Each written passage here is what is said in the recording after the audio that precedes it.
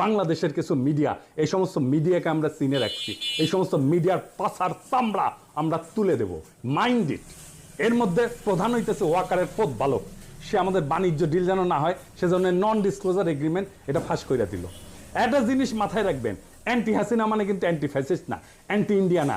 ওয়াকারের পথ বালক হাসিনার শাসনের বিরুদ্ধে ছিল মানে সে ইন্ডিয়ার আধিপত্যবাদের বিরুদ্ধে না। ও যা যা করছে বা করতেছে সবকিছু এখন ইন্ডিয়ার পক্ষে যাইতেছে।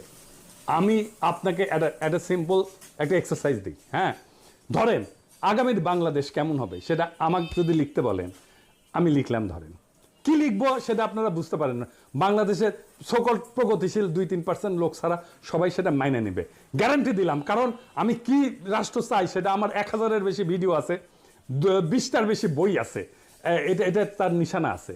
আর ওয়াকারের পথ বালক যে রাষ্ট্র বানাবে ওরে প্রস্তাব করতে বলেন সেই রাষ্ট্রে বাংলাদেশের সাধারণ